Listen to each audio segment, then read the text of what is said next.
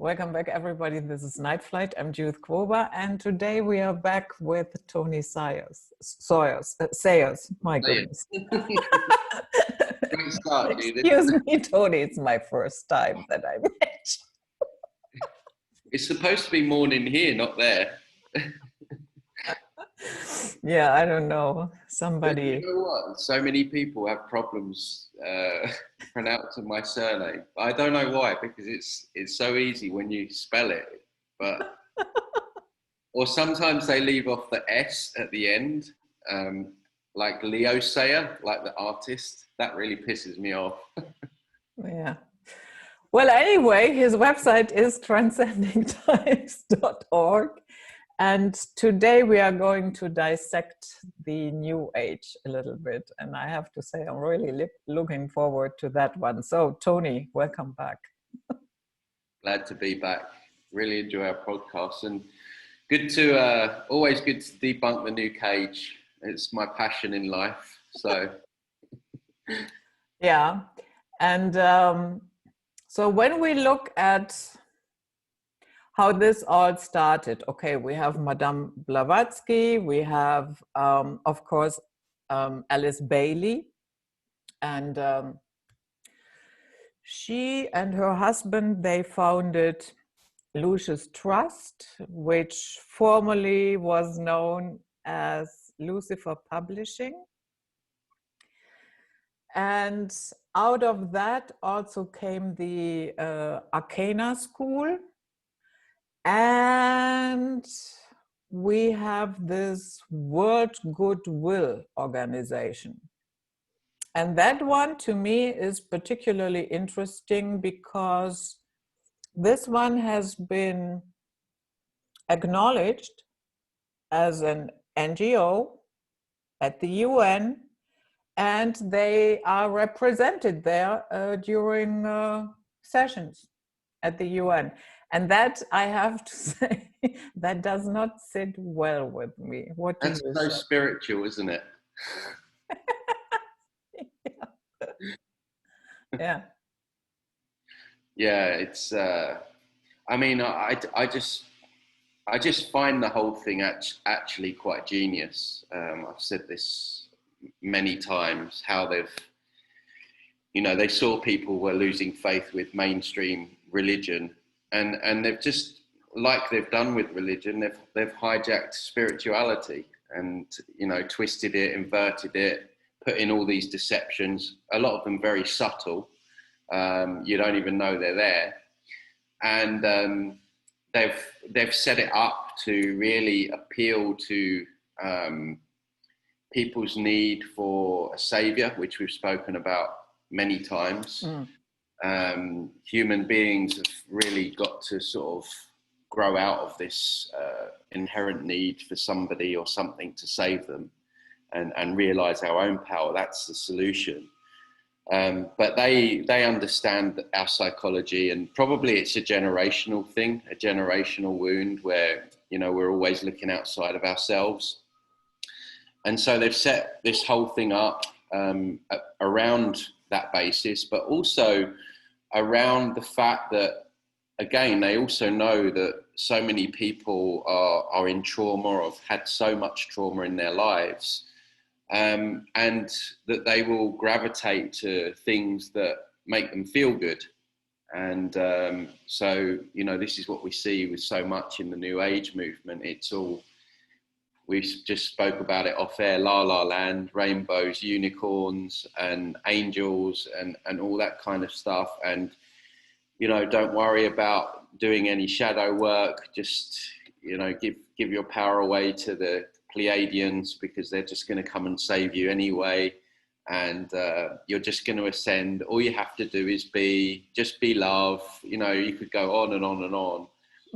So they've kind of hooked in on a number of people's psychological schisms that they have, and they've designed this whole, well, essentially what is a new religion. That's what it was created for, in order to divert and obfuscate people from connecting with true spirituality, which is, in my opinion at least, about being sovereign, about taking responsibility, about taking action.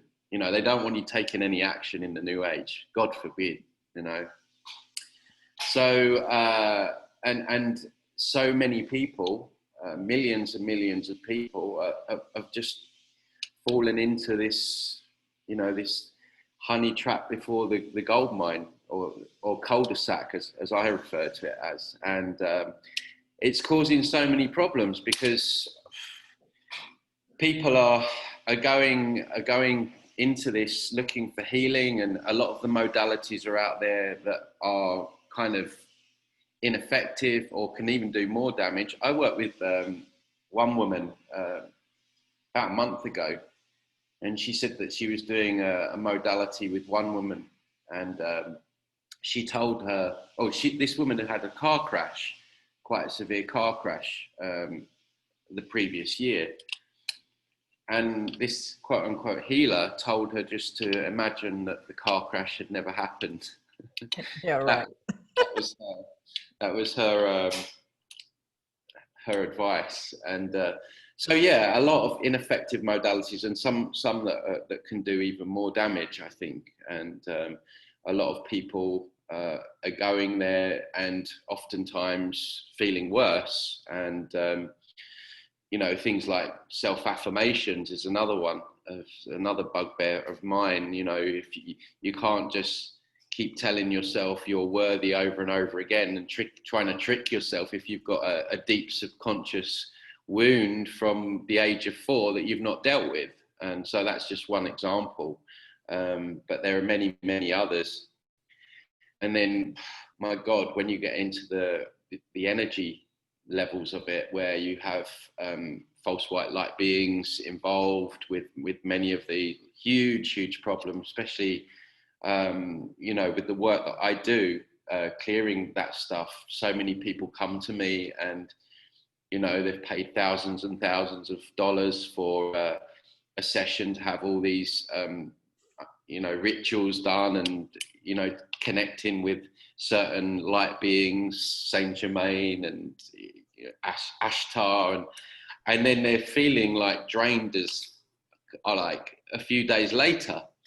And you know, so they come to me, and you know, their energy's all over them, because these false white light beings are master deceivers, and they are working through healers that haven't figured out the new cage yet.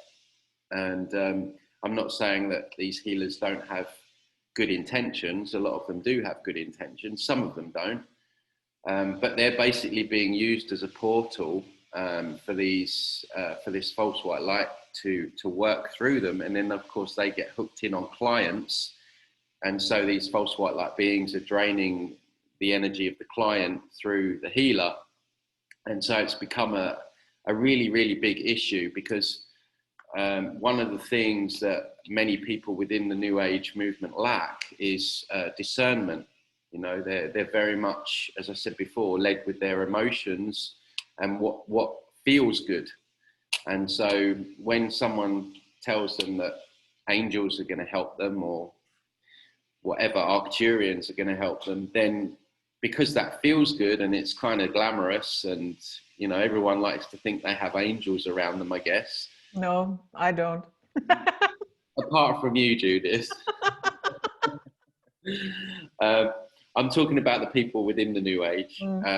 You know, they just love all that, you know. And you listen to some of these people speak on YouTube, and part of what I do on my channel is debunking a lot of these New Agers. I was doing a more regular breakdown of just a lot of these people, and some of them, you look at them, I describe a lot of them as, it's almost like the lights are on but no one's home. Like they're completely drunk on Kool-Aid, and they're just living in a false reality that's not grounded. And yeah, basically it just leads to more deception and yeah, just worse down the line. So there's so much around it, but it's just another web that they've set up, and it's so intricate and so clever. And these beings, these false white light beings, I hate what they do, but how they do it is, is very clever. And they will play into people's egos. They know our wounds better than we know ourselves. They know us better than we know ourselves. So, if you've got a big ego, they can come in and tell you that you're channeling some Egyptian god back in the day. This is the other thing. Have you noticed that these people, many of these New Age healers say that they're an incarnation of Set or some Egyptian? They're never like an incarnation of a road sweeper in London in the of course not, or some fisherman that it's always like something really glam. And it's just kind of comical in the end, but it's on another level. It's not, because people are getting damaged.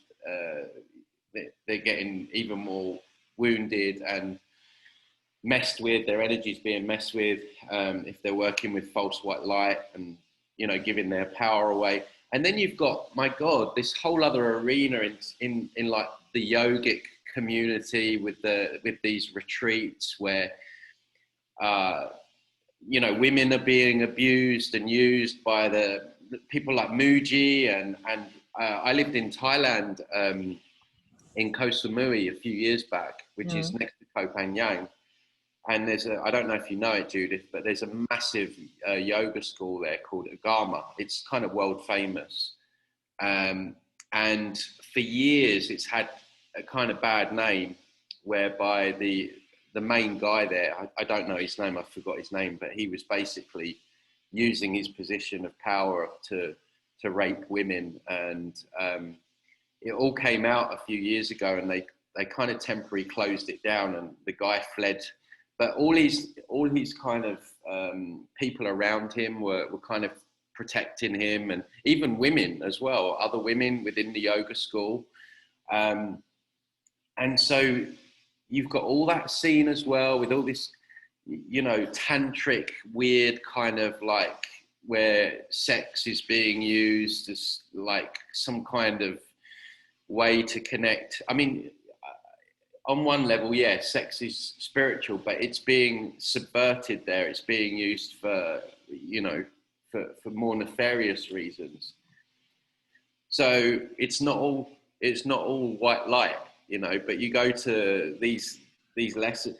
I've met some yogis that, again, when I was in Samui, they'd be snorting cocaine on a Friday night and teaching lessons in yoga on the Saturday morning. Like, unbelievable, channelers that I know doing drugs and snorting cocaine and stuff like that. And I'm not saying that everyone within the New Age is like that. I'm certainly not saying that at all. There's a lot of good people with good intentions, as I say, but there's a lot of people out there that are not who they say they are, and they're using these things to make a living, but, there's no integrity around it. And so I always urge people within spiritual communities, New Age communities, you need to really find your discernment. You really need to use that, because you can get yourself into big trouble. And then, my God, you've got like the plant medicine arena. I mean, where do you start with that one? It's like it's like a pilgrimage now, isn't it? You wake up, and then the natural step is to go and take ayahuasca in the Peruvian jungle with some shaman who's done a 2-week course in Birmingham. Do you know what I mean? It's like he's getting drunk just before he's holding ceremony, and sleeping with women there, and like it's just a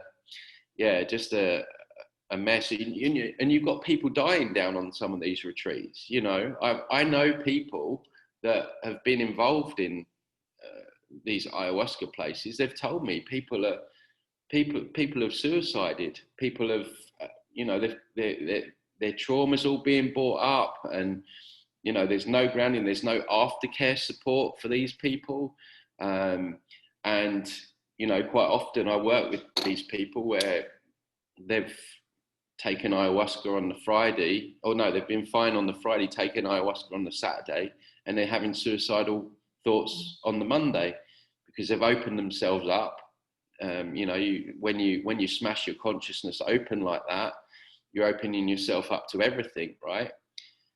And for me, the astral realm's a big trap anyway. I don't see anything good in the astral. I tend to think that it's a false construct, actually. I think we go way beyond the astral. I think it's another trap where all these false white light beings dwell, basically, and they're just waiting for people to open themselves up, whether that be through alcohol, through drugs, through psychedelics. And I think when people are doing these things, I think they're getting a kind of false idea of what reality is like. They're getting more false highs.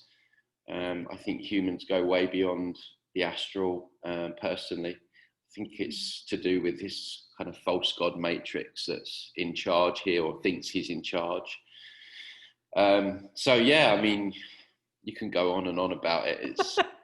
Let's talk a little bit about the goodies that come the goodies that come with the new age, and one of them is astral bliss. And there I have to say, some people, they act like junkies, lining up for the next dose of astral bliss. Yeah. And it has quite a dark and addictive side to it. Yeah. Yeah. And I would say, whenever you have that addictive element, that's not healthy. No. Yeah, and no matter what it is. And then, of course, they have no freaking idea where that bliss is really coming from. Absolutely. Yeah, I call them false highs. And it's like everything that they do in this dimension as well. They've got to give you a bit of sugar, right? Otherwise you won't buy into it. So quite often you can do these practices, and again, not saying that they're all bad, or you can have healings with angelic beings or friendly aliens, and there can be a temporary high. When I was involved with the false white light, and we've all been subject to it at some point or another, I remember these false highs, because you feel good maybe for a day or so, and then there's a big crash that comes after it. And so, people really need to look out for that. And that's the sugar that they give you, the initial kick, and then, they're draining your energy off the back end. And so that's a big problem. It's almost like the false high would probably be like taking ecstasy, and you take ecstasy, you get the high, and it's all great, and then you have to come down afterwards. Exactly. So and you come down hard. Yeah, exactly. And yeah, people within the new age a lot of people are constantly chasing these false highs. And you see it a lot with meditation as well, like meditation junkies and things like that. I've always struggled to meditate anyway. I like the term just sitting with a quiet mind better, rather than, because I think when you're meditating, you're trying to connect, and you could go into this false light, and those sort of realms. And I've had people as well where things have come in on meditation and stuff that we've had to clear.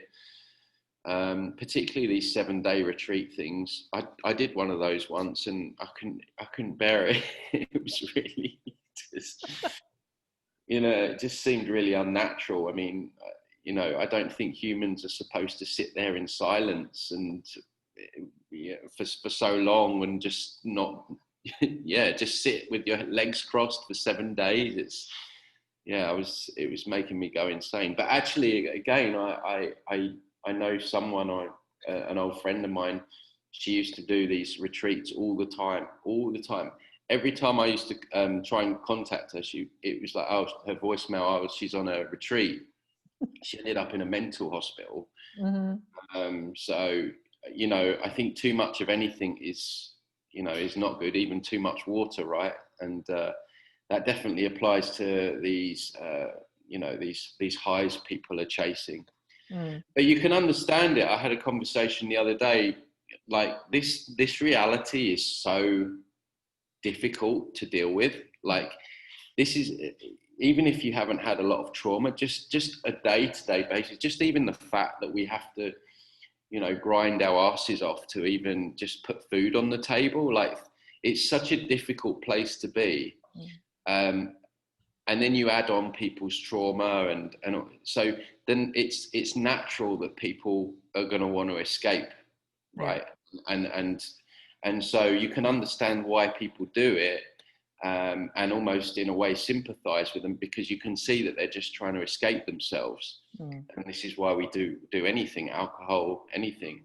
Yeah, we even have reached a point where people are considering what they are saying. You've got a strike recently, yeah? Yeah. Me as well. Yeah. and yesterday I came back on Facebook after a 30-day ban. I went live and I got banned again for 30 days. Oh, and my Twitter account's been suspended. And yeah, shadow ban on Instagram. But yeah, I mean, this is what they're getting worse and worse. And I always say to people, like, just look me up on BitChute and Library, and you know, those alternative places, because we don't know how long we're going to be here. So the truth ministry has spoken. Exactly. Yeah. Exactly. Soon we'll be getting one of those, what they called, microphones, where you just, I forget what the word is. Yeah, I'll be walking around Mexico and talking in Spanish, trying to make the Mexicans aware of some stuff. Yeah, I mean, it's crazy, but yeah, just dealing with being alive right now, especially if you're aware of what's going on. I mean, God, it's such a heavy burden to carry this knowledge. It's like when you know what's coming and you can see, you know, family members, they're going to go down the other road that you've been warning them about. And it's like, just the weight of just carrying this knowledge at the moment itself, you know, it's so tempted just to check out, right? In one way or another. Yeah, I mean, it's people have got so much trauma and stuff, so you can understand why they gravitate to the new age, why they gravitate to these false white light beings, to these false highs or these temporary highs, because temporarily it makes them feel better. But what people need to understand is that it is only temporary. And in actual fact, it can delay your healing process by quite a long time, depending on how far you go into all of this. I've worked with people, they've been involved with different things for years, you know, like just working with all kinds of beings over many, many years, and they just feel like shit. So people really need to be careful what they're getting involved in, and understand that that it was set up really to hijack spirituality. And what we really need is a new version, which is what I would refer to more as streetwise spirituality, more grounded. You know, it's not away with the fairies. And that is something that I also observe. I see a lot of new agers, they are totally ungrounded in their own body. Yeah. And therefore, I think they are open to a lot of delusions. Yeah, absolutely. It's like a spell, isn't it? You know, when you meet these people, I remember once I lived in Brighton in the UK for a short period of time, very short, for these reasons. I couldn't bear it. It was full of new agers there. And I met a few, I think they were Reiki teachers living in a van one day. And I just, it was just like they were just in cloud cuckoo land. Just their eyes were all glazed over. It was just all love and light, no groundedness. And yeah, it's just not reality. It's just escapism. But the other thing is the teachings within the New Age, very subtle teachings that divert people into inaction. You know, just that word alone. When you look at the law of attraction, the mainstream law of attraction, the secret, and all of that nonsense. Well, part nonsense. You know, they tell you if you want to. And the other thing they do is they base it around materialism, right? So they're keeping people in materialistic mindset. So if you want a Ferrari, right, you just got to think and feel you've got a Ferrari, and then one day it will come to you, right? No, it will not. No, it will not. If you want a Ferrari, Judith, you got to get off your backside. You got to work your ass off, or you've got to be in there with the cult or do something nefarious to get that Ferrari. In other words, you've got to take action, right? And they leave that word out of the law of the word action is in the word attraction. And we live in a physical domain, so things manifest slower here. It's more dense. We're not in the spiritual planes here where, you know, where you can create things through thought form. So to manifest anything here, you need to take action. So if I want a house, a new house, I've either got to build it myself, or I've got to pay someone to build it for me. It's not just going to appear. And you know, the same can be said for healing. Like if you break your leg, you don't just leave it hanging off. You get it looked at, right? But they'll tell you that you don't look at anything negative. Don't look at the negative because you'll draw more in. I mean, that is the biggest fallacy going, because what you resist exists. And we see that now with what's happening in the world, where for so long we've not really cared about what's happening. We've allowed governments to take more and more of our rights and freedoms away. And now we're at this stage now where it's got to a point where it's gotten so bad that we're locked in our homes.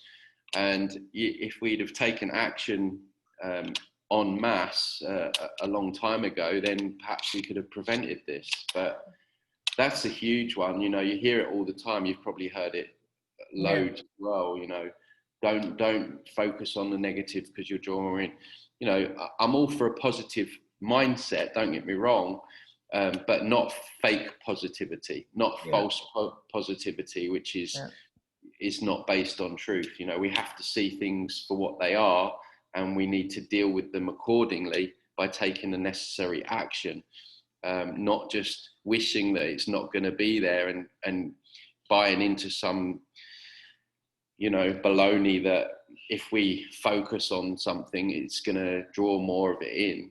No, if you don't do anything about it, you're going to draw more of it in. So, there is a total rejection among New Agers, you know, to this existence of pain and fear. That to a certain degree we all have, even when they are confronted with this, then it will be pushed aside.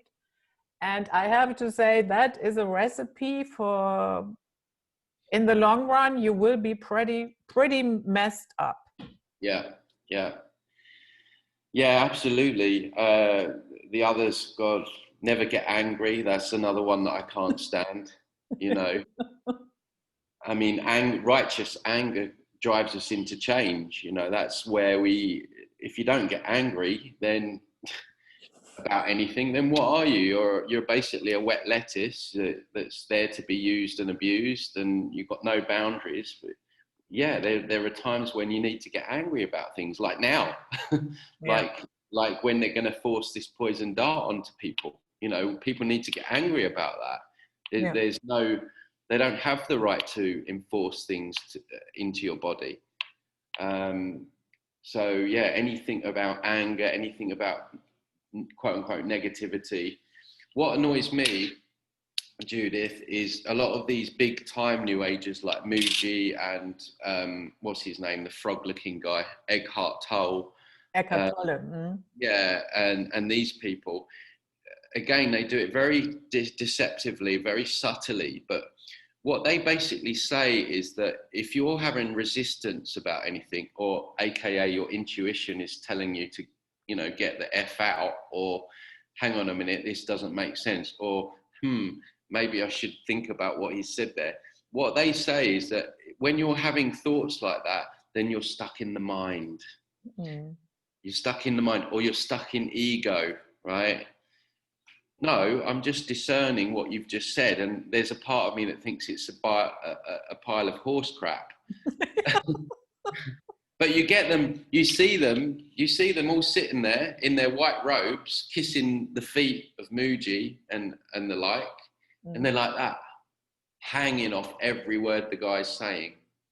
And anyone that's got any resistance about anything, they're in the mind. And you hear this, these are direct testimonials from people that have actually approached me, emailed me and said, you know, you're right.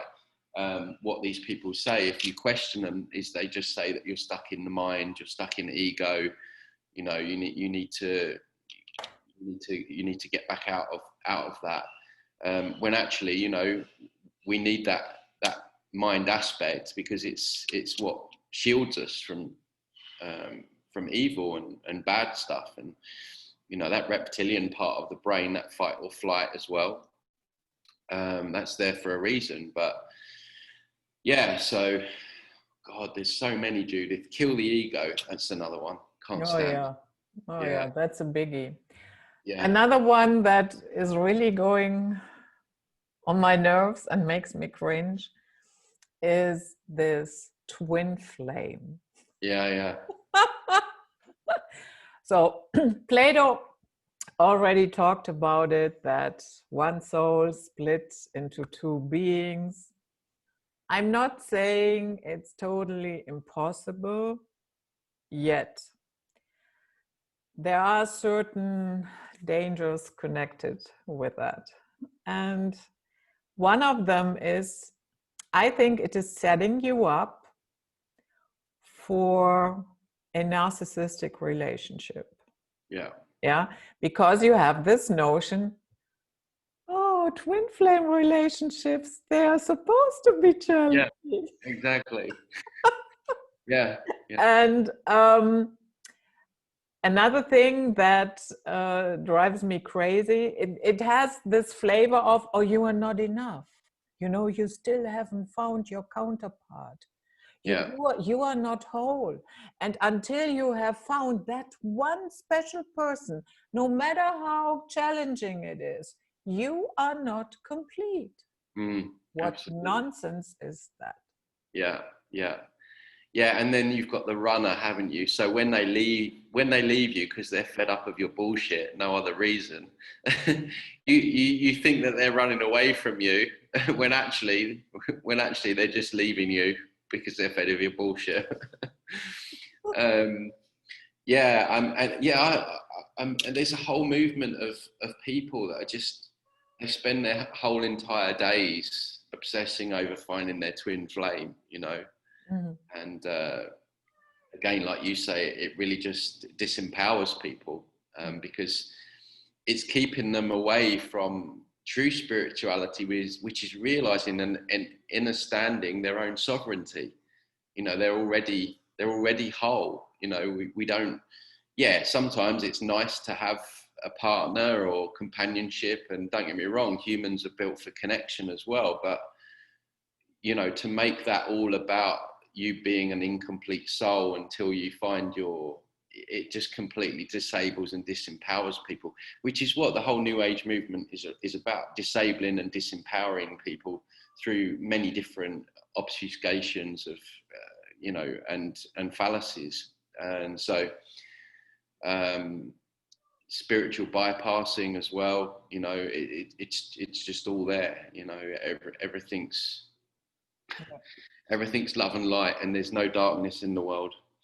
And, you know, if you want to ascend, Judith, you better stop focusing on that negative. To hell with that. Yeah, yeah, Yeah, and I mean the amount of shit that people are willing to put up with from their so-called twin flame, yeah, that is amazing.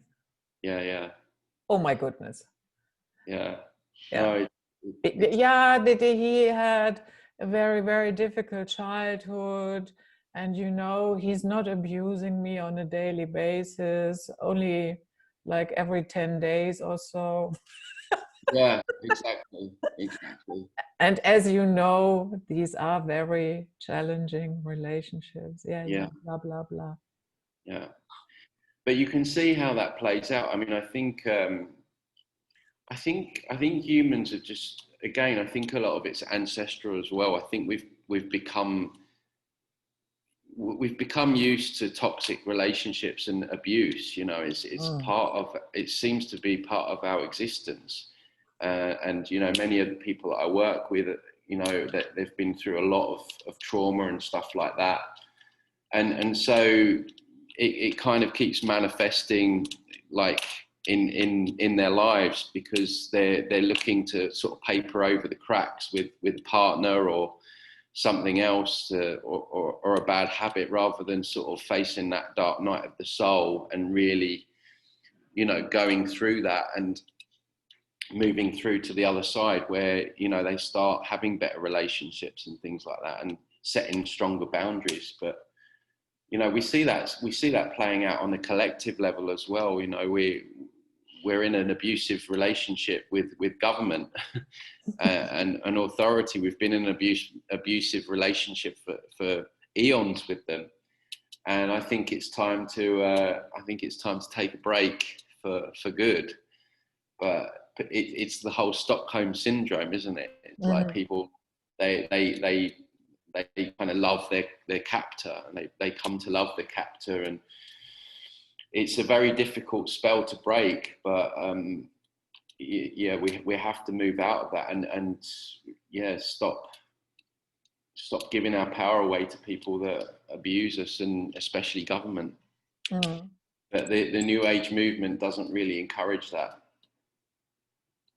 No. It just wants more of the same of that, really.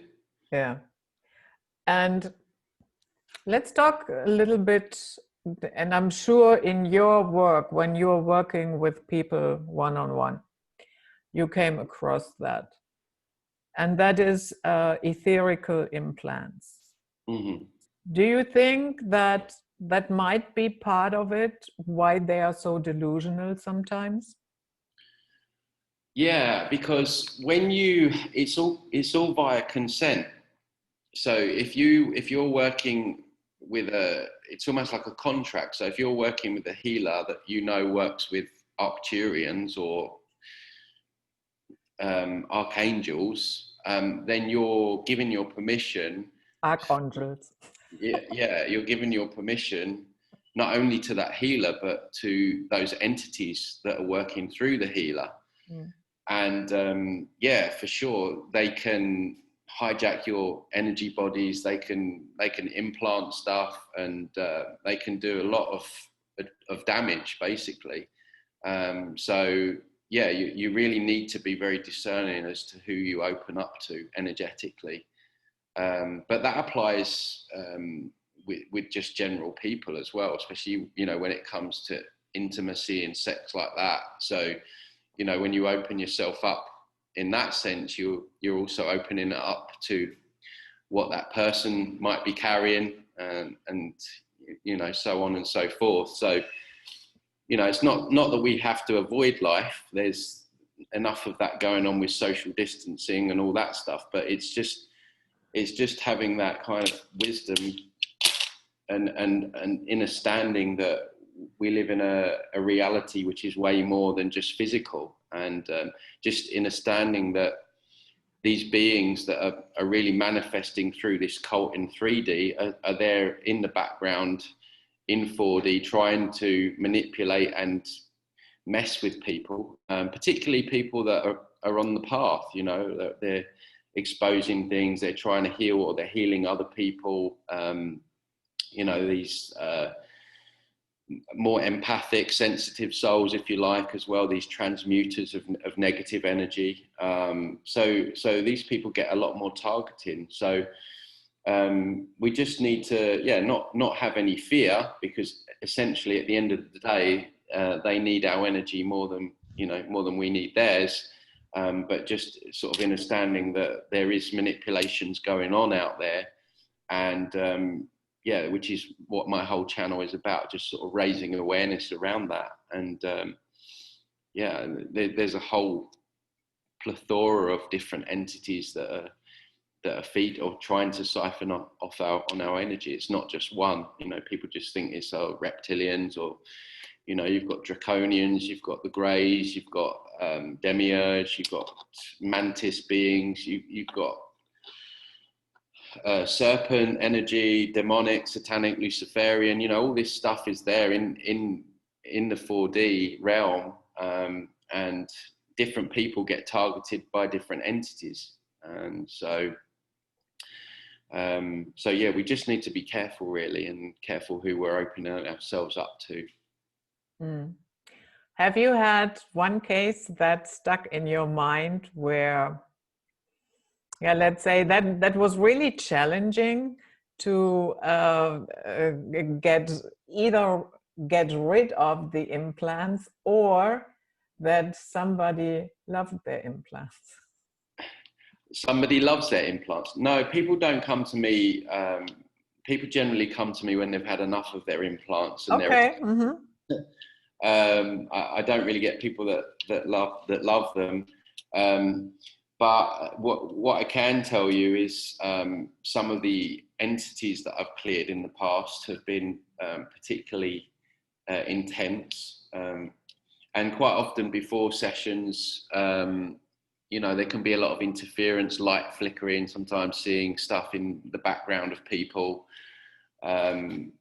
people losing their wallets so they can't pay me just before a session, or their internet going down, or so all kinds of different interference there. But also, if I can't see someone straight away, if there's like 2 weeks or so where I can't see someone, those entities can really get into a person's head, really bad nightmares. I had one woman tell me that, she said, Tony, I was sitting there, and she said, I got this voice in my head saying, cancel your session with Tony.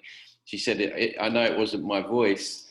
So they get up to all kinds of tricks. And I think, because what I do is I get into the real techie stuff. I'm not saying that I'm the only one out there doing it, but there's not many people doing it, which is, the everything that's sort of playing out in this transhumanism agenda that we're seeing is already there in 4D. So, like all the kind of Elon Musk implants, the neural net, the neural lace, all that's there in 4D already. It's already there, implanted on us. As well as that, we're basically like computers. We have algorithms running through us, and different forms of hybrid technology, cyborg technology, all this stuff. So they really don't like what I do, but it's kind of a compliment, because you just feel like you're on the right path when they're doing that stuff. But there's been a few occasions where, sometimes I've been working on people, the room can get really either hot or cold. That can be a Darling, bit... what are you fiddling with? I always hear that noise. Oh, sorry, it's my keys there. Okay. But there was one occasion about 3 years ago where someone's sister contacted me, and she said, oh, my brother's got a really, really heavy entity attachment. He's threatening to kill himself. And because a lot of the time what they'll do is, the heavier ones, they encourage suicide thoughts. I've had people tell me that they've had voices telling them to drive the car into the wall, and they've said it wasn't my voice. But this one particular girl was really worried about her brother, and they turned up on Skype. And the guy was like, I mean, you could see the thing in his eyes. His eyes were rolling in the back of his head. It was And this was like, I wasn't as experienced as I am now. I've been doing it for 6 years. This was about 3 years in, but I was like, wow, this is the most intense thing that I've seen. Like you can see the thing in him, right? And anyway, so long story. So he was kind of like rocking backwards and forwards. But yeah, long story short, we managed to clear him, and he started, interestingly enough, she said, he's starting to get color back in his cheeks, and he got, all his color came back in his cheeks, and yeah, in the end we got it. But that was that was one that sticks out in the memory, because I think that was the first real problematic one that I had to deal with. But yeah, it's crazy. They really do influence our reality, and not just the cult, and just everyday people that we come across. You know, that film They Live, it was a real a documentary. It wasn't even messing around. Yeah, and we need to be careful that people are people that we engage with, and we have relationships with, and you know, a lot of people have stuff working through them sometimes, and we've just got to have that awareness around that as well. I did you'll know Eve Lorgan, I'm sure. Mm-hmm.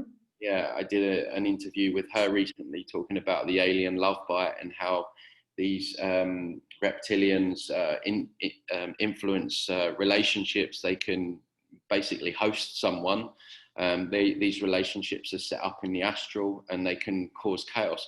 I'm convinced. I had one myself about 5 or 6 years ago, because I also saw in that person something that, just in the eyes, that, you know, the eyes are the window to the soul. In one moment, something was really not right, and so you have all that stuff going on as well to deal with, as well as all this COVID BS with the poison dart and everything like that. So it's all fun and games here, you know. Have you encountered auric disconnections? Let's say body and heart is not connected. Yeah, I mean, most of us are fragmented anyway, energetically, with all that stuff that we have on us, the techie stuff and the implants and the attachments. So we've been hijacked etherically, and emotionally as well. Many of us are fragmented through trauma in our childhood. So we're all a little bit like Humpty Dumpty. And I think part of what we're here to do, and especially in the conspiracy world's alternative media, it kind of gets lost a bit. And it for me, it was the same. You know, I spent quite a lot of years kind of banging the truth drum, but I didn't do any kind of work on myself for a number of years. But the past 5 years, that changed. And yeah, I've done a huge amount of work on myself. And I think the deeper you go with yourself, the deeper you're able to help others. So I think a big part of the solution and what we're here to do is to do our own healing. And from that, I think, not to be too new agey here, but I do think it's true that the more you put yourself together, the more essence that you anchor down here. And there is some truth in that kind of that new age concept of people anchoring light down here, but it's not in the way that they describe it. They describe it as you're an anchor of light if you just sit there thinking love and light. No, you're an anchor of light if you reintegrate yourself and regain your essence that's been lost in, you know, all these different things that have happened to us. And then, like I say, the more you put yourself back together again, I think you do energetically, spiritually, emotionally, mentally, you do anchor more light back down here. And I know from myself, just the inner work, how triggered I used to get over stuff, and I very rarely get triggered now. I mean, I look at it's like black and white how I used to be 5 years ago to what I am now. I mean, I'm not the finished article, far from it. You know, there's still layers, but I just, even throughout all of this this COVID stuff, had a conversation with a friend the other day. We were saying she's done a lot of inner work herself, and she was saying, I don't know how I'd be if I hadn't have done so much work on myself. And it's true. I would have been triggered no end, and projecting, and you know, the things that you do when you haven't done that work on yourself. And it's been a journey, and I just encourage everyone to do it. It's so worth it. It's not easy, but it's really worth it, especially now. Yeah. And you can see the difference. What, in me, or? No. I mean, in general, people who have at least done a certain amount of inner work. Yeah. Because then, yes, you can point to what is wrong in this construct, but you are not owned by it. Yeah. There's been times throughout all of this, like some of the things that we're having to potentially face, like some of the potential results of what we're seeing rolled out here, personally and collectively, to actually process some of that stuff is, you know, it's really, really difficult. And sometimes I've thought, God, like, this is all happening, but I feel very calm. And I definitely, not always, but most of the time, and I definitely feel that it's because of that work, because all those aspects of me that were in trauma, they're not in trauma anymore. So yeah, it's not easy to deal with this, but it's been much easier to deal with it. And it's just nice, because when you're getting triggered and you're projecting, you're expensing so much of your energy. You know, there's only so many F's you have to give in a day, right? Mm-hmm. And when you're getting triggered and you're projecting, you're giving out all your F's in the space of a few hours, right? So I prefer to use them more sparsely now. So another one of my favorites are the so-called ascended masters. Mm-hmm. I would say that the majority of the people who think they are in contact and or are channeling ascended masters have no freaking idea of what they are really in contact with. No. Yeah, absolutely. Yeah, I had a bad experience with the channeler about 5 years ago, and yeah, like I say, they use the weak spots of the person, and you know, for a lot of people, it's their ego. And when you get told that you're special and you're an incarnation of Cleopatra, and you're a war goddess, and you're here to, you know, like that can really play on with people's minds. And you know, then these people start thinking that they're really special, and then yeah, of course you get all this information, and a lot of it sounds great, but then there's what I refer to as the dump in the punch bowl. There's always something that they're going to hook you in on, or tie you into, or siphon you off on down the road, even if you get these quote unquote temporary highs. And for me, I feel like when you're talking about sort of psychic abilities and that kind of thing, I don't, it's not one thing that just one person can do. We all have psychic abilities. It's just, we don't use them. We're not told that we have them in school.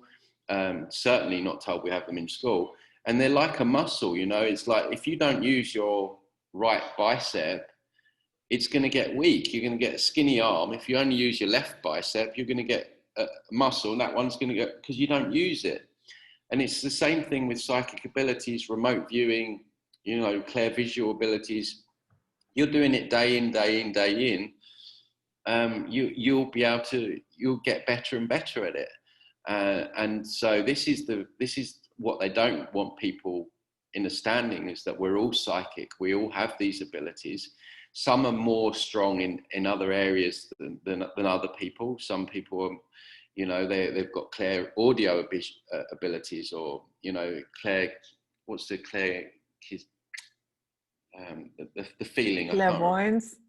No, yeah, no, not clairvoyance. The feeling, kinesiology or something, where they really feel things all the time. Or, you know, for some people it's more clairvisual, and so we all have these abilities. It's just we don't use them, and so there's nothing special about these people. In actual fact, they're just being used most of the time. It's just that, you know, we just have to remember that we do have these abilities, and they really don't like us knowing that, you know. Yeah. How do you personally see these so-called angels? Some people say this is a group of avian aliens that with, yeah, let's say a lot of avian genetics in them, and their origin is in Sirius somewhere. So how do you see that? Personally, I have to say, I told all the creeps, angels, archangels, ascended masters, and what have you, I told everybody to stay away from me. Here is no talking into my head. You will not manipulate my dreams. I even have signs in my in my bedroom. Yeah, so I put my foot down. Archangels here. Yeah, but you know what? Like sometimes, you know, some people that I've worked with, like, I feel sorry for them, because sometimes they'll come to me and they've been working with these beings, or they've worked with people that have been working with these beings, and you tell them about the false white light. They've never heard about the false white light, and it's like you've punctured their balloon. It's like, you know, when you tell them, well, might not want to be trusting these beings, because, and it's like you see their face drop, and it's like, you know, some people really get attached to them, literally, and you know, emotionally even. So yeah, I forgot what your question was. Oh, how do I see them? Yeah, so the so-called angels. What I believe is going on is there is this like false god that thinks he's in charge, and the demiurge. Yeah, it's like maybe even higher than that. I think the demiurge are one of his false white light beings. His army. If you imagine his army are all the false white light beings. You know, the archangels, the ascended masters, Jesus. You know, all these people. And so this false god needs worship. He needs worship energy. And this is why people pray. What is praying? When you're you're food for something. Yeah, so I can pray on you. Yeah, exactly. So all this prayer energy that people are praying to a false god, that he's siphoning off all this energy. This false god's so arrogant. And I mean, what kind of god needs you to get up at 4 a.m. in the morning, right? What kind of god, if you're God and you're the creator of everything, why do you need your creations to worship you? I mean, it's so narcissistic and backwards. And what kind of God that loves you is going to send you to hell, loves you unconditionally, is going to send you to hell forever and ever if you don't believe? But you have only sinned for 70 years. Yeah, I mean, it's so ridiculous. But this God needs any energy it can get, and it's siphoning on many different levels. But one of the ways it does it is through its army of these false white light beings that are working for him and hooking people into this whole construct, which probably some of that energy goes back to him. And so, yeah, so I just see them as part of the this game, really, and part of his agenda. But then you add AI into that as well. I think AI is somewhere up there with the head of the snake somehow. So they've got their own agenda. See, this is the thing. People think, oh, it's the reptilian agenda, or all these beings have their own agendas, and they're all using us, humanity, to further their own agenda. So you see the reptilians using. The reptilians are kind of being allowed to do what they do, this satanic agenda, by AI, because by them enslaving us in the way that they're doing, that's also helping AI come in with the transhumanism and exist through humans. So you're seeing all these different entities and beings that have their own agendas, and then there's us. And you know, I always say, like, I like to flip it on its head, because you just can't imagine how powerful we are to have that amount of that level of deception, manipulation, that hijacking from so many beings from all these different angles. What does that tell you about us? You know, that they need to do, and we're still functioning even now, even through all this chaos. So this false God really is keeping us away from the understanding that what I believe is that we are a fractal of the universe, and we have that within us, and we were created in a symbiotic fashion to live with our Mother Earth and Gaia. Gaia is very special, and it needed a special being here to live with her, and so the humans were created, and so this is the other thing that you see so much of in the mainstream, is the demonization of humans. You know, we're some kind of vermin, we're some kind of parasite on the planet. You know, we need to be wiped out. I mean, it all ties in with depopulation, because then when you speak to people, they say, well, yeah, there's probably too many humans here anyway.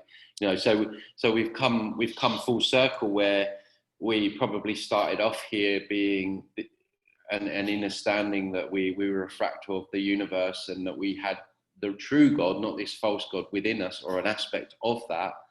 And now we've come full circle, where we kind of hate ourselves. We don't think anything of ourselves. We think we're just little me. We don't have any power. And we've allowed ourselves to worship and give our energy away through savior programs, through not dealing with our own stuff, through not taking responsibility, and just really falling into this whole illusion. So this is what I say. You can look at all this two ways. You can look at it and say, well, Tony, if what you're saying is true, then we're absolutely screwed.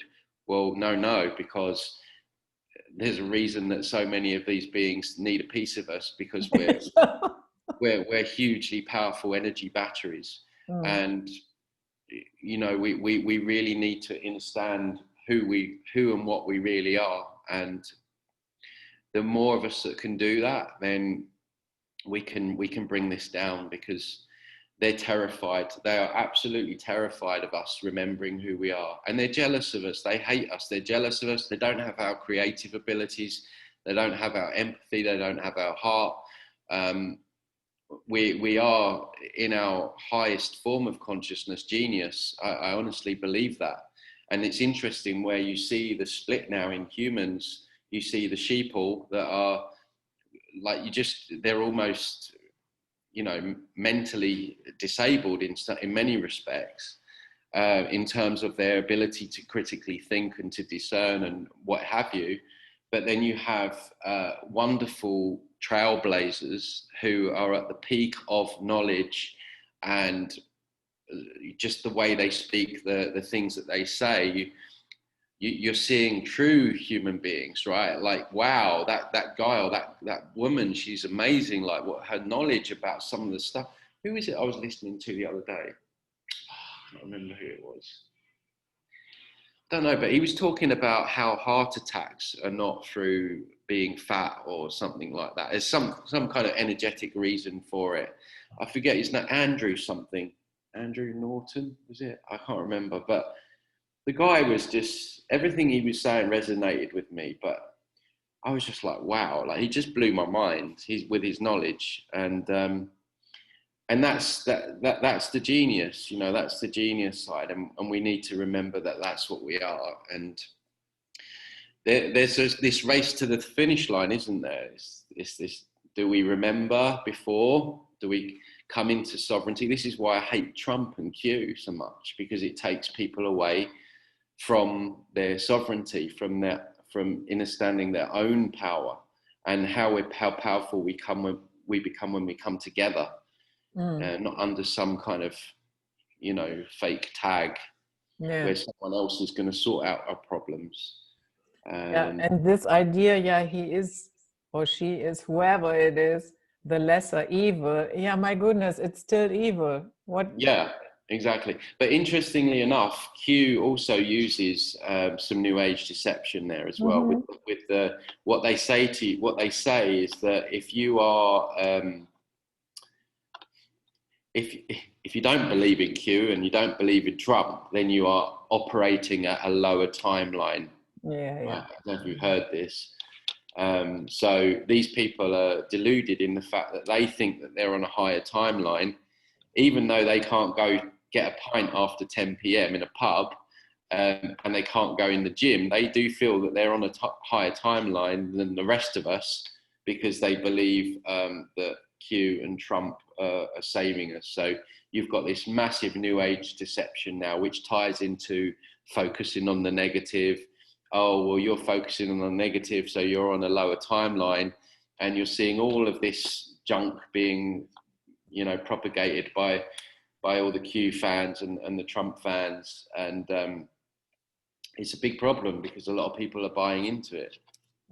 Because then they're especially newbies, because then they're thinking, so maybe I shouldn't say anything about all of this, because maybe then I'm going to draw more of this stuff in and I'm going to be on a lower timeline. It's genius how they've done it. I've had people directly say that to me. Tony, you're operating on a lower timeline. No, I'm seeing things as that. And I tell you what, a lot of these people that have gone fully into all this Q Trump stuff, you know, if things get to a head and you know, there's a knock on the door from the army wanting to inject them, they're going to have a hell of a come down. So they need to really get with the program. Yeah. You brought up this AI aspect already. In their twisted dreams, can you see that they would like to have a world? And I'm talking from the aspect of from the point of view of the astral realm, those creeps. Can you see that they would like to have a world where, let's say, our economy is totally based on obedience? Oh, yeah, they'd love it. And we will end up with even with robot judges, robot lawyers, robot jury, and the whole 9 yards. Can you see that? I can see that, but it depends on us. Yeah, depends on us, and yeah, I mean, yeah, even doctors would be obsolete. You just type in it'll probably come up COVID. I've got an ear infection, COVID. But yeah, I mean, this is there's a great book by Stephen Ford, talks about the automation. I forget the name of the book again. Sorry, I'm not very good with my memory today. But he talks about all of this, and yeah, how everything is going to be. Teachers is going to be an AI, and yeah, it's heading in that direction, isn't it? It really is, and it really just depends on us and how much we're going to allow this. I do think that the poison dart is a crossroads for us. I feel like that's going to be a defining moment, and I'm happy to say that there's huge pushback. I think this was one of the reasons I got banned yesterday on Facebook, because there was a live feed between Zuckerberg and Dr. Fauci about the poison dart.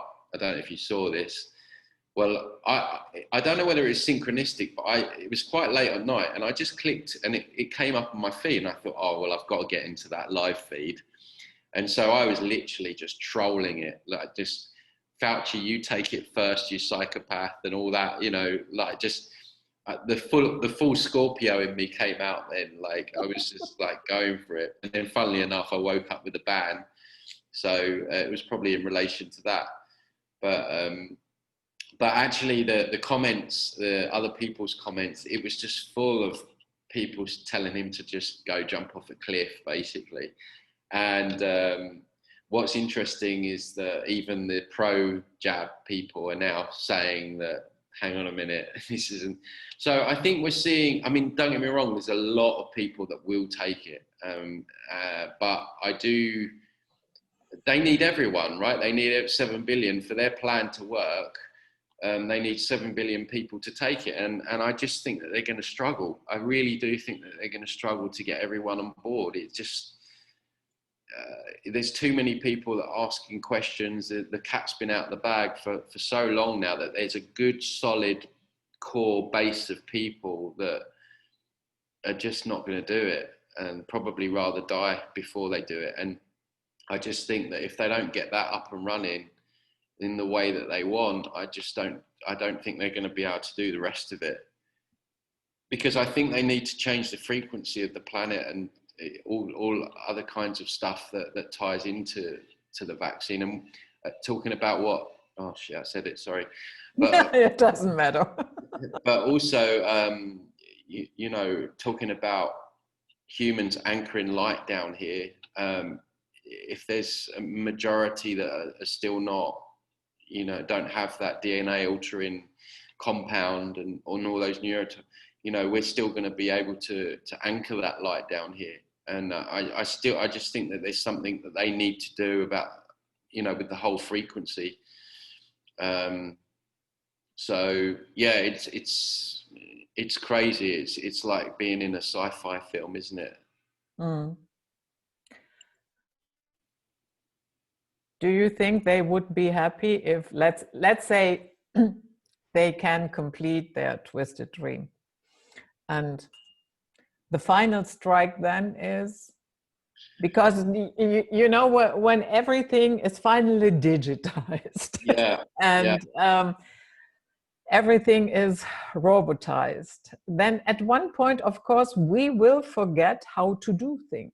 Yeah, yeah. And at that point, because even a machine, after a couple of years, it breaks down. Yeah.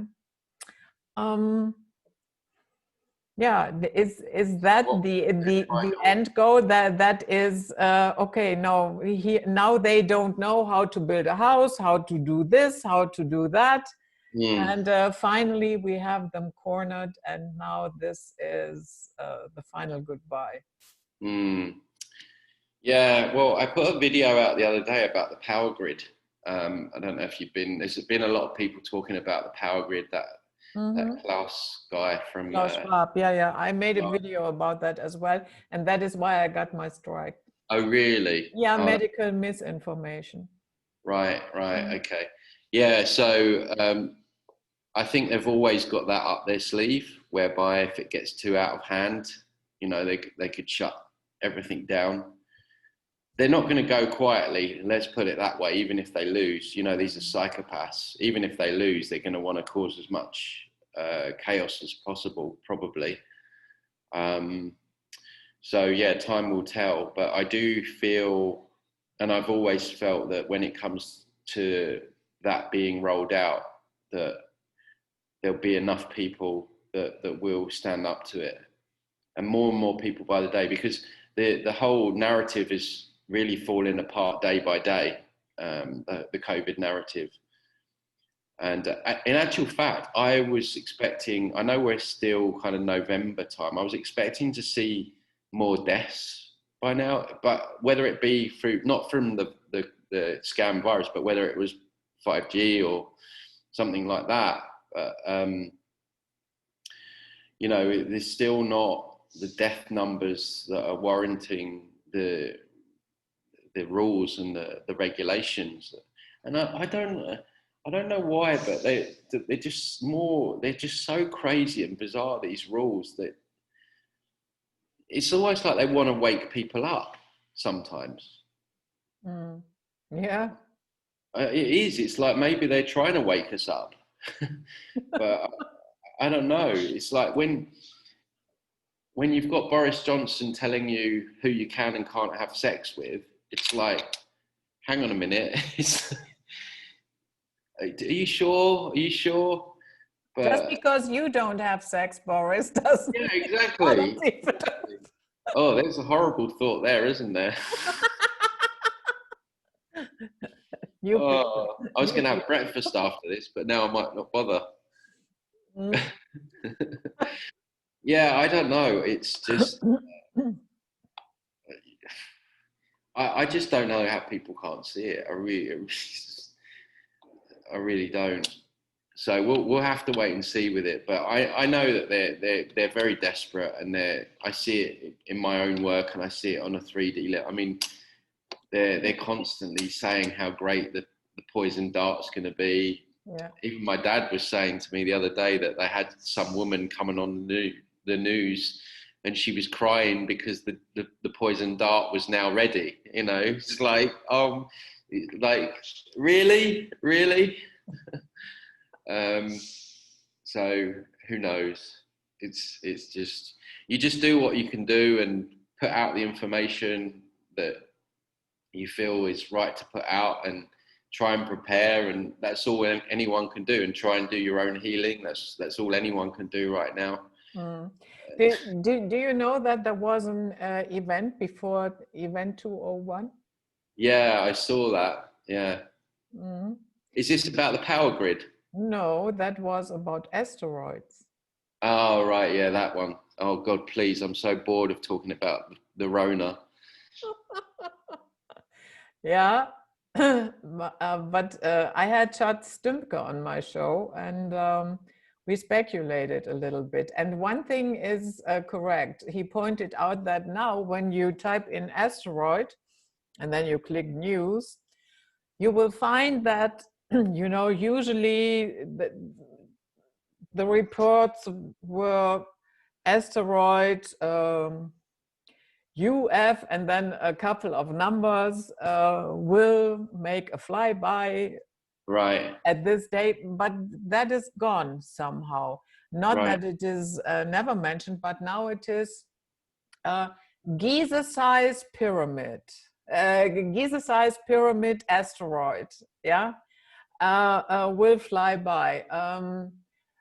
Asteroid as large as a football field. Asteroid as big as a double-decker bus. Right.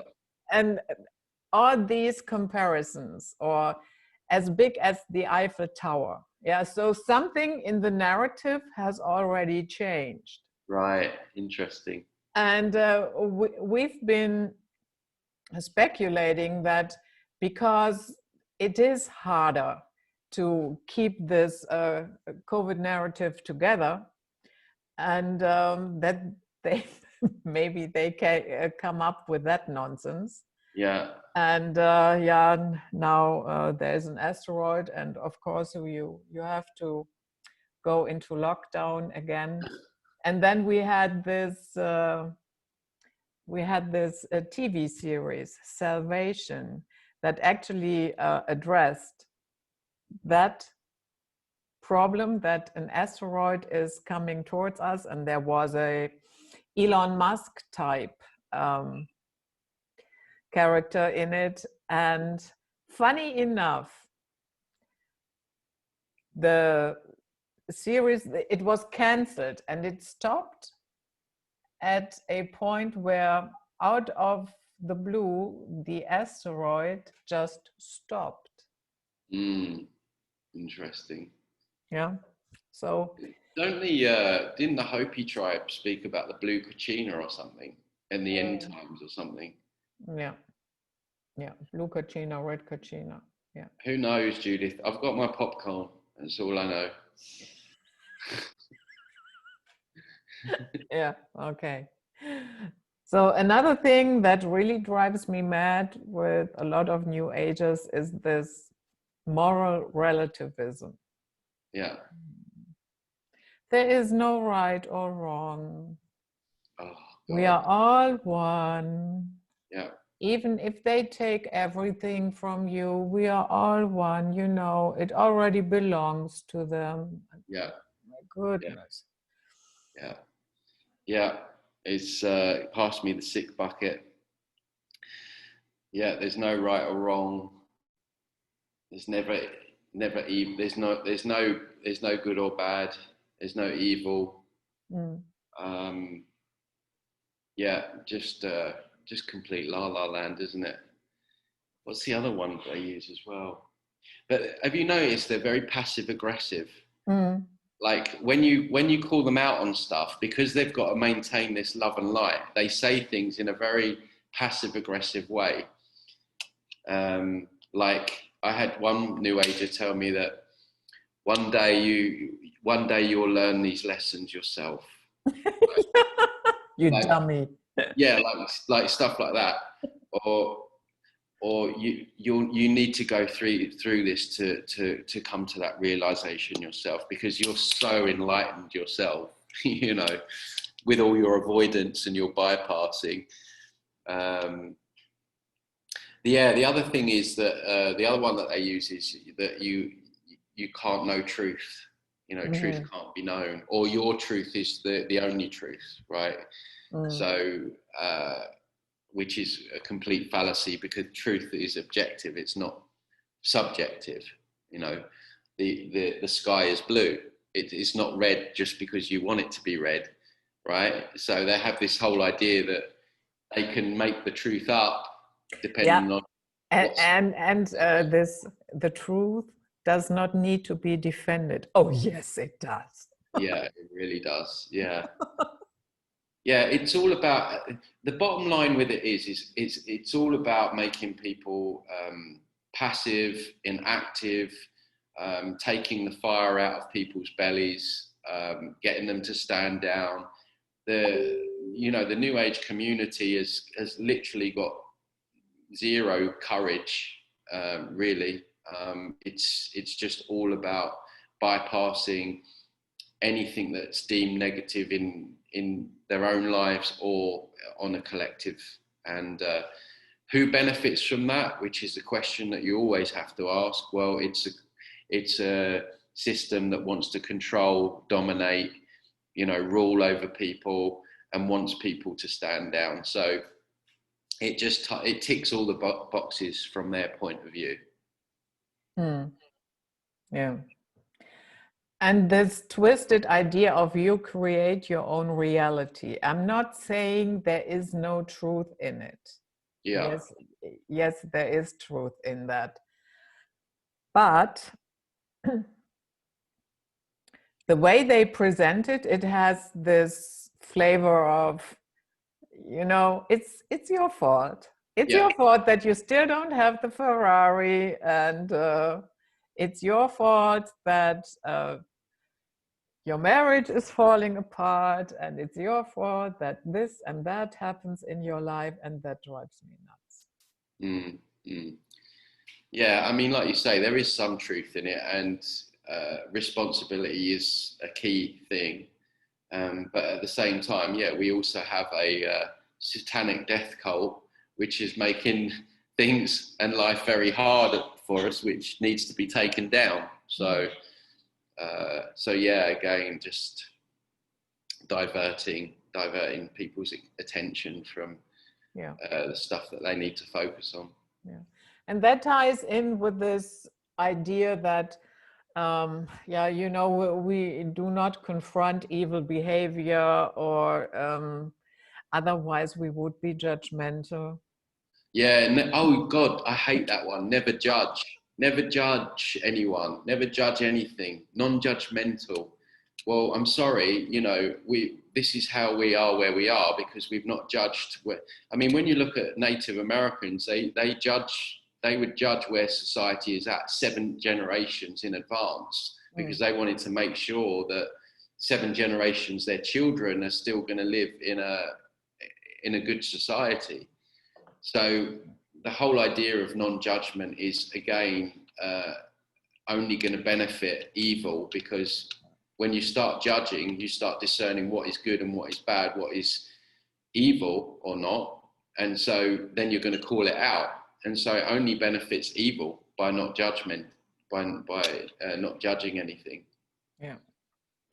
And it is not that, you know, okay, of course you do not judge people because you do not like their hairdo or whatever stupid things like that. But there is behavior and action that needs to be addressed. Yeah, exactly. And that is not, it cannot just stand like that, and it will not go away if we just think, oh, no, no, then I'm judgmental if I say something. Yeah, these people are just like empty shells, you know, never get angry, never judge, never have an opinion, you know, never anything they don't have any kind of ego, which you need in this reality.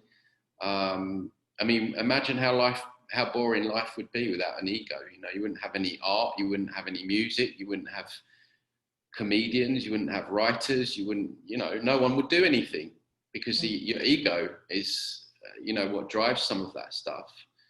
And yeah, life would be very boring if we were all New Agers. Yeah. If we were all New Agers. Yeah, but I would say in that case, we would probably already be at that juncture, you know, where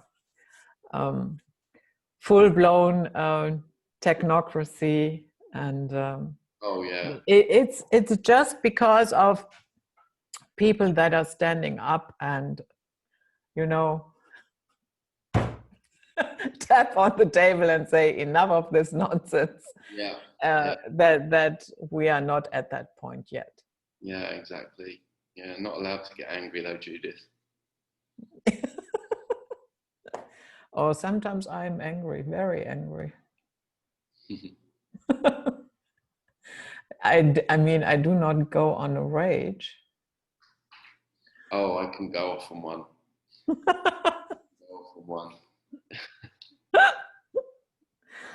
Got a lot of fire in my belly. Yeah, time to act. Exactly. Yeah, I thank you so much for coming, Tony. It was really a pleasure, and it's always flying by the time. Yeah. Is there anything that we haven't addressed or covered that you would like to say? No, I think we've covered the most of it. It's just, you know, we've just got to really realize that the New Age movement, yes, there's seeds of truth in there, but there's a whole load of deception around it. And yeah, just always ask that question, who benefits, and just be very discerning. And yeah, I mean, there's nothing wrong with checking out now and again, but you know, if it becomes the center of your reality, it's, you know, and you're constantly searching spiritual highs, which are essentially false highs, then, you know, you're going to get yourself into more trouble. So yeah, people just need to critically think. I think that is one of the worst things, this half truth, half lie. Yeah. And actually, when it comes down to it, I would prefer a flat out lie, because that is easy to dismantle. Yeah. But you wouldn't buy into it, would you, if it was a full lie? Yeah. If it's a half truth, you're more likely to buy into it. That's why it's so clever. Yeah. Yeah. So, thank you for coming. Thanks again. And we will see how long we are going to be allowed on YouTube. Yeah. And so that was it, guys. A night flight for today with the wonderful Tony Sayers. You got it right. I finally learned it. And we see you all next time. Stay safe from tyranny and stay sound out there. Bye-bye. Yeah.